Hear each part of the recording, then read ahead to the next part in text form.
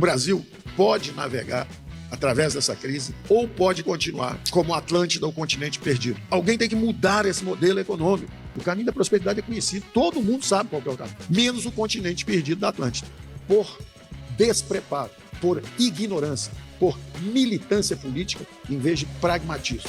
Eu vou tratar um tema que eu espero que permita a todos encaixarem eventos. Eu quero colocar um pano de fundo global primeiro, para nós termos uma visão do que está acontecendo no mundo. Parece uma desordem. O grande tema eleitoral nos Estados Unidos, por exemplo, né? Como é que nós vamos fazer com os imigrantes? Vamos construir um muro ali para os mexicanos não entrarem nos Estados Unidos? Isso é o Trump falando, por exemplo.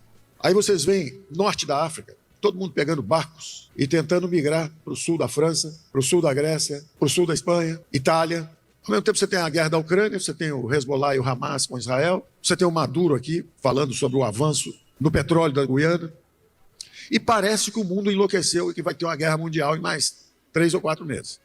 É uma percepção geral. Eu quero colocar um pano de fundo para vocês entenderem que são como um mosaico. Tudo isso se encaixa num pano de fundo bem mais amplo. Eu esperaria que ao final da nossa conversa vocês encaixassem, conseguissem encaixar, e tivesse um clique, uma percepção geral do que está acontecendo. Eu considero isso realmente importante, porque no final vocês vão ver que o Brasil pode navegar através dessa crise, ou pode continuar como Atlântida, o continente perdido, que foi o que aconteceu com o Brasil, a Argentina, mas não vai acontecer isso não. E eu estou falando como analista, eu não estou falando como um ministro, eu não estou falando como um eleitor, eu estou falando como um analista. Eu quero que todos compreendam o que está acontecendo e uma reação conservadora no Ocidente, onde a direita ganhou na Hungria, ganhou na Polônia, ganhou na República Tcheca, ganhou na Eslováquia, ganhou na Croácia, ganhou em Portugal, ganhou na Nova Zelândia, ganhou na França, ao contrário do que se diz no Brasil. No Brasil se diz, não, a esquerda ganhou na França. Não, quem sabe somar, sabe que eram 80 congressistas e depois da eleição tinha 140. É quase 50% de aumento. Então a direita avançou. Ah, mas não avançou tanto quanto avançou no Parlamento Europeu. Claro, porque o francês, quando vota num representante no Parlamento Europeu, ele vota na direita. Ele vota em alguém que vai defender a França lá, os conservadores, contra os imigrantes, etc.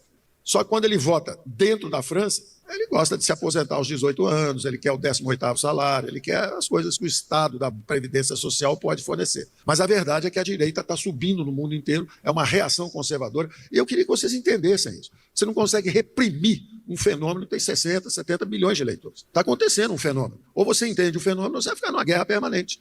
O Brasil vai entrar numa guerra civil, porque não estão entendendo o que está acontecendo. Nós temos que focar nos problemas. Qual é o maior bem que um ser humano tem? A própria vida. Está todo mundo seguro quanto à vida no Brasil? Quantos são os assassinatos por ano? Por que o Bukele ganhou em El Salvador? Por que acabou direita e esquerda em El Salvador? Acabou tudo. Tirou os bandidos toda a rua, prendeu todo mundo, acabou. Negócio de direita, esquerda. Quem está em crise não é a economia de mercado, não é o capitalismo. Quem está em crise é a democracia ocidental. É importante entender isso. A classe política tem que entender isso. Então eu vou tentar colocar um pano de fundo para você.